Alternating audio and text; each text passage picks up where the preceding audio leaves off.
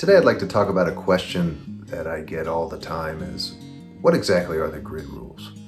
Well, what the Social Security Administration has done is it's created a rule that recognizes as workers age, it's harder and they're less likely to be able to acquire new skills or start new careers. What the Social Security has done is they've created the grid rules.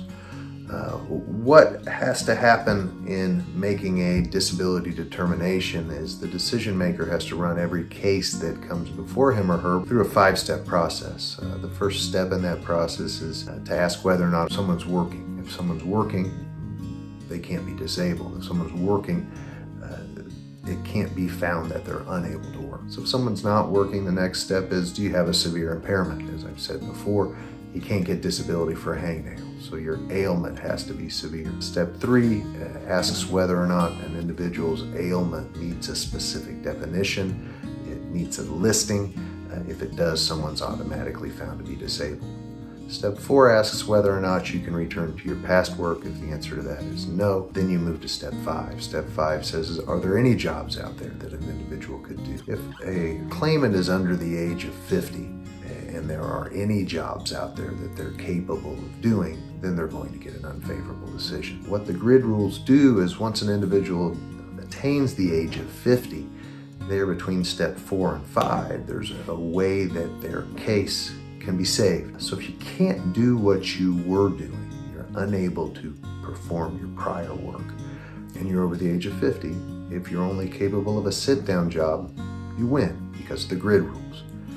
If you're under the age of 50 and you can't do what you were doing, if you're only capable of a sit-down job, the Social Security Administration is going to say, go out and get a sit-down job. The time between your 49th birthday and your retirement age is long enough that you can create that new career, attain those new skills, and it makes sense. So someone said that once you attain the age of 50, it doesn't quite make sense anymore. So what they've said is that, again, if you're over the age of 50, you cannot do your past work and you're only capable of a sit-down job, you win. There are some issues with transferability of skills from your prior work. Do you have skills that you attained from your prior job that would easily transfer to other like-type jobs that you can do? Maybe you were a nurse in the ER, you can't lift patients anymore, but perhaps you got a skill, you attained skills that maybe would allow you to be a phlebotomist, so you could take blood instead. They might say, well, go out and be a phlebotomist. The grid rules kick in at age 50,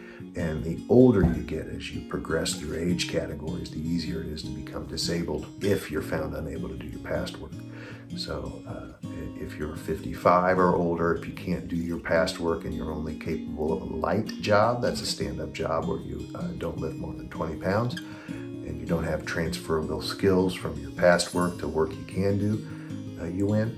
And then there's 2 categories at the age of 60. If you don't have past work, or your past work's unskilled and your education is limited or none, if you're only capable of a medium job, you can't do your past work, you win. So age 50, if you can't do your past work, you're only capable of a sedentary job, you win. At age 55 and older, if you can't do your past work and you're only capable of a light job, you win. And then those 2 small exceptions for medium work at the age of 60. If you have any other questions about the grid rules, please feel free to reach out to us and we'll try to create some content to help answer those questions. Thank you.